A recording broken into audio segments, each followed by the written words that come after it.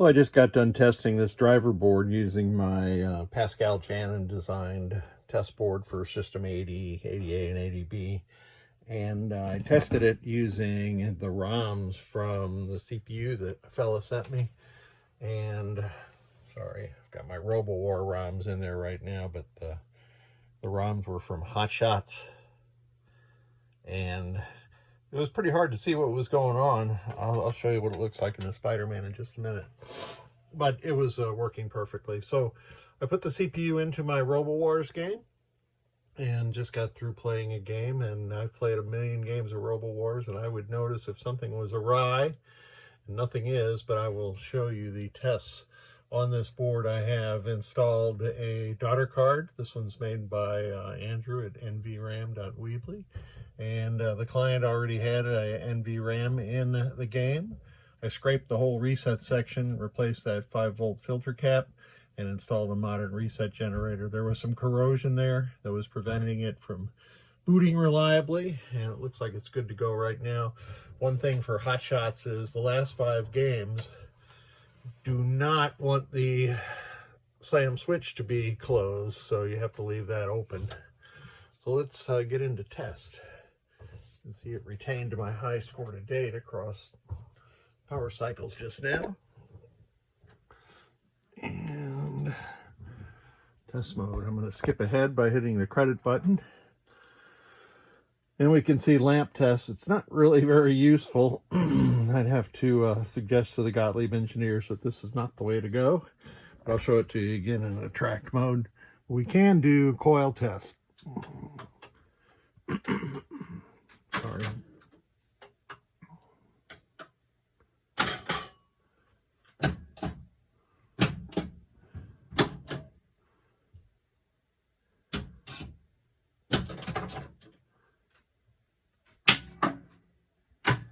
And I know from gameplay and from, excuse me, playing a whole bunch of RoboWar and from analyzing the schematics that, in fact, this game does use every single switch. I'll tell you what, hold on a second. I meant to say it uses every single coil circuit. I have my homemade switch tester connected right now. This was made before the Pennytech ones that I use now for almost everything else came out. And I've just kept this one for my Gottlieb systems. So I'm going across the switch matrix diagonal, and that's the last switch. So the switch matrix is working properly. The dip switch reading is correct.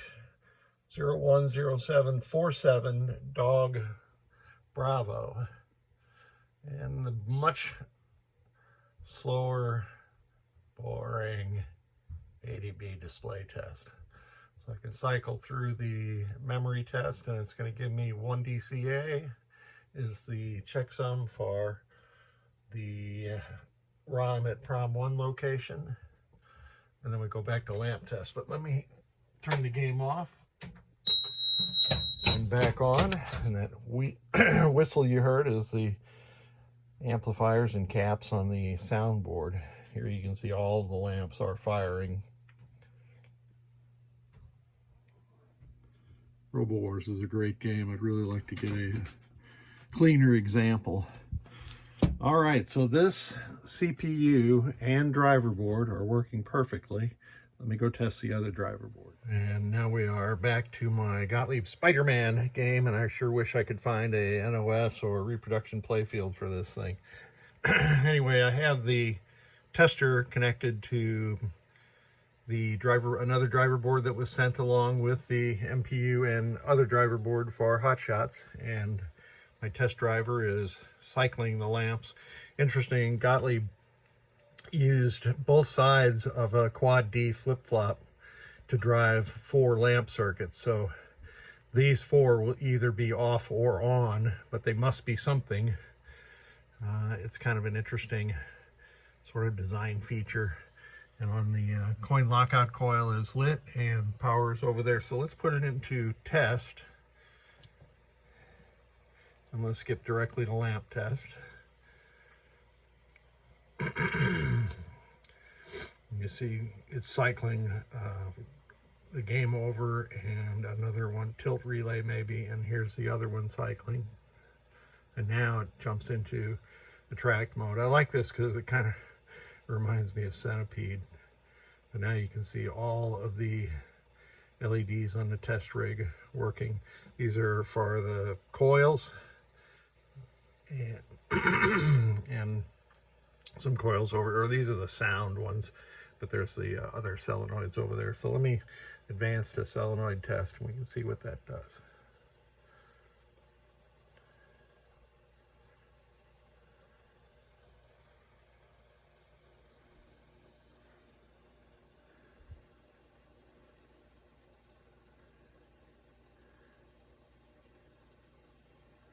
Some of those tests don't fire off on Spider-Man because they use the coin lockout relays.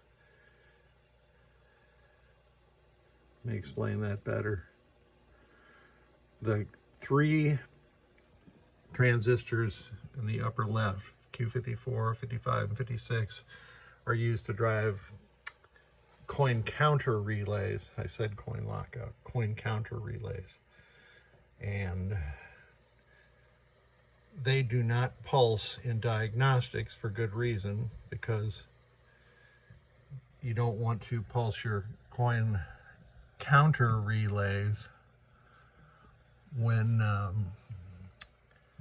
me do this one more time. So this is solenoid 9. So that I know when the test is complete. Yeah.